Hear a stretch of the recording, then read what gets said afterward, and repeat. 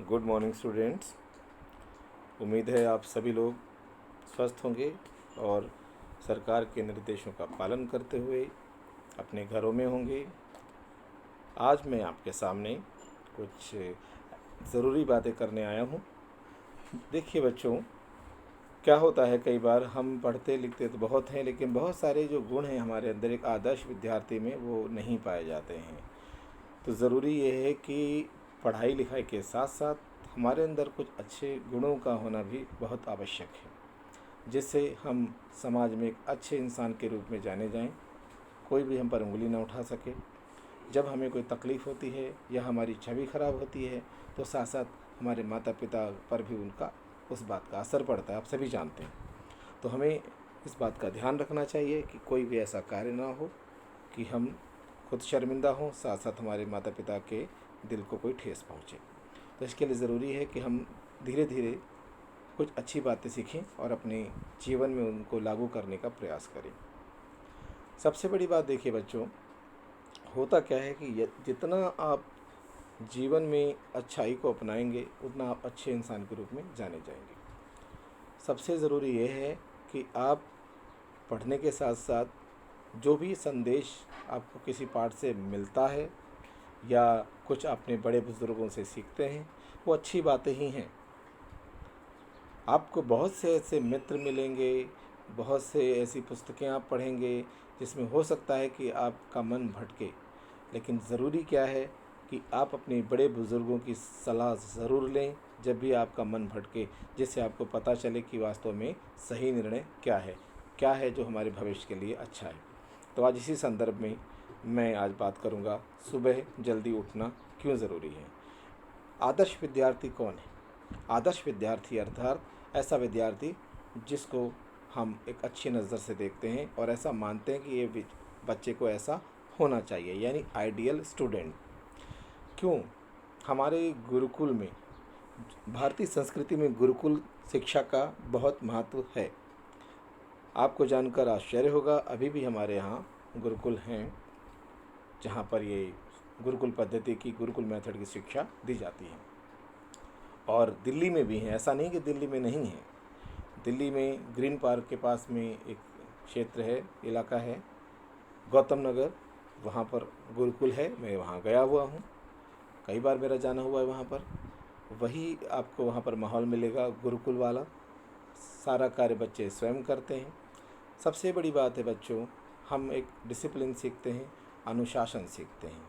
हमारे जीवन में इसकी बहुत ज़रूरत पड़ती है और सही शिक्षा से ही हमारा सही व्यवहार निर्धारित होता है। तो देखिए, गुरुकुल की सबसे पहली परंपरा है, सबसे पहला नियम है कि प्रत्येक विद्यार्थी सुबह जल्दी उठता है। ठीक है, तो हमें भी, बेशक हम स्कूल में पढ़ रहे हैं, अपने घरों में रहते हैं, छात्रावास में नहीं रह रहे हैं, तो भी आप जल्दी उठें। जो नियम आप अपने लिए बनाएंगे वो ज़्यादा उचित है, उससे आप ज़्यादा सफलता प्राप्त कर सकते हैं। जितनी जल्दी आप उठेंगे उतना अधिक आप सीखेंगे। जल्दी उठने से क्या होगा, आपका दिमाग शांत होगा, आपके पास सीखने के लिए अधिक समय होगा। कोई विद्यार्थी अगर 7 बजे उठता है तो उसके पास में 4 बजे उठने वाले बच्चे से 3 घंटे का कम समय होगा। अगर आप 4 बजे उठेंगे और कोई 7 बजे उठेगा तो इसका मतलब है 4 बजे जो विद्यार्थी उठता है उसके पास 3 घंटे अधिक हैं सीखने के लिए। इसके अलावा जब आप लेट उठते हैं तो सबसे बड़ी समस्या क्या आती है कि आप बहुत जल्दबाजी में होते हैं, क्योंकि समय कम होता है और काम ज़्यादा होता है। कई बार मैंने देखा, बच्चों ने बताया और अब पेरेंट्स भी बताते हैं कि बच्चा भागते भागते बस पकड़ता है, भागते भागते वैन पकड़ता है, जल्दबाजी में खाना खाता है, जल्दबाजी में कपड़े पहन के जल्दी जल्दी निकल लेता है। उसके बाद वो जल्दी से स्कूल में पहुंचता है, कई बार क्लास में लेट हो जाता है, वहाँ भी उसको अच्छा नहीं लगता कि लोग उसको कहें कि लेट हो गए। तो बच्चों, ज़रूरी है कि हम अपने जीवन को अनुशासन में ढालें और सबसे पहला नियम अपने जीवन में लागू करें, जल्दी उठने का प्रयास करें। एक बार में नहीं होगा, आप धीरे धीरे ये कर सकते हैं।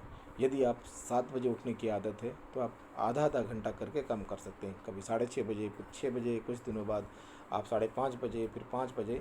आपको हर हाल में इसको 4 साढ़े 4 बजे तक लाना ही होगा यदि आप अपने जीवन में कामयाबी हासिल करना चाहते हैं।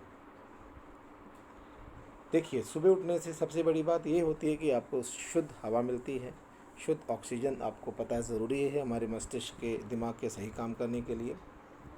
जितना जल्दी उठेंगे उतना आपको समय मिलता है, जैसा मैंने बार बार यही बात कह रहा हूँ सीखने के लिए। तो अभी आप प्रण कर लें कि आपको जल्दी उठना है। जित आपको अपने आप फ़र्क दिखेगा, अपने परफॉर्मेंस में, अपने व्यवहार में आपका दिमाग शांत होगा। जब आपके पास समय होगा काम करने का तो आपको टेंशन नहीं होगी, टेंशन नहीं होगा तो दिमाग शांत होगा, और शांत दिमाग ही सीखने के लिए चाहिए। आपको जाना है 10 बजे, पहुंचना है 10 बजे और आप उठ रहे हैं 9 बजे, तो 1 घंटे में तो आप क्या क्या करेंगे? आप बहुत परेशान हो जाएंगे। जिस कार्य के लिए जा रहे हैं आपका ध्यान उसमें नहीं लगेगा, आपकी सारी टेंशन हो जाएगी कैसे पहुँचें हम। अगर आप जल्दी नहीं उठते हैं तो भविष्य में बहुत समस्याएं आपके साथ आ सकती हैं।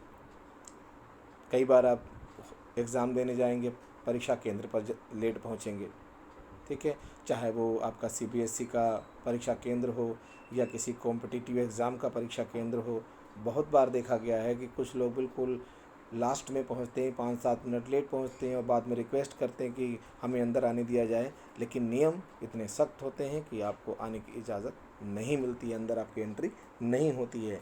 तो इसलिए जो ये ज़रूरी हो जाता है कि बचपन से ही हमें अपनी आदत डालें, अपने आप को डिसिप्लिन में रखें, अपने आप को अनुशासन में रखें, ताकि भविष्य में हमें कोई परेशानी ना हो। याद रखिए, आपको ऐसा लगेगा कि आप रिक्वेस्ट करेंगे, कोई आपकी मदद कर देगा, आपकी एग्ज़ामिनेशन हॉल में एंट्री हो जाएगी। जी नहीं, ऐसा नहीं होता है। आप कुछ भी कर लें, कितने भी आप एक्सक्यूज़ दे लें, वहाँ पर एंट्री आपकी नहीं हो सकती, क्योंकि नियम सबके लिए बराबर होते हैं। तो सबसे ज़रूरी ये है कि हम पहले से ही अपने आप को तैयार कर लें कि हमें ऐसी स्थिति का सामना भविष्य में ना करना पड़े। ज़रा सोचिए, आपने सारे साल पूरे वर्ष मेहनत की है, दिन रात एक कर दिया है, और जिस दिन आपका कॉम्पिटिटिव एग्ज़ाम है उस दिन आप 5 मिनट 2 मिनट लेट पहुँचे और आपको वहाँ पर एंट्री ना मिले, तो आपके दिल पर क्या बीतेगी? आप बहुत तकलीफ़ में आ जाएंगे, बहुत दुख होगा कि काश मैं जल्दी पहुंच जाती, काश मैं जल्दी पहुंच जाता। तो ज़रूरत इस बात की है कि अभी से ही आप अपने व्यवहार को ऐसा बनाएं कि आगे भविष्य में इस तरह की स्थिति का सामना ना करना पड़े। तो ठीक है बच्चों, मुझे उम्मीद है कि आप मेरे बताए हुए इन निर्देशों का, सलाह का पालन करेंगे और अपने जीवन को सुखद और सफल बनाने की ओर कदम बढ़ाएंगे। धन्यवाद बच्चों। अगले वीडियो में फिर एक अच्छी बात करेंगे जिस आपके जीवन से जुड़ी होगी, आपको कुछ सीखने को मिलेगा। ठीक है बच्चों, और यदि आपको लग रहा है बच्चों कि ये बातें आपके लिए उपयोगी हैं, तो आप अपने मित्रों के साथ में भी इस ज्ञान को साझा कीजिए, शेयर कीजिए, ठीक है, जिससे कि अधिक से अधिक बच्चे अच्छी बातें सीखें और हमारा समाज एक अच्छा समाज बन सके। ठीक है, अच्छे समाज में हम रहेंगे तभी हमारे अंदर अच्छाइयाँ आएंगी, क्योंकि आसपास के माहौल का भी हमारे व्यवहार पर असर पड़ता है। ठीक है बच्चों, मिलते हैं अगले वीडियो में। धन्यवाद।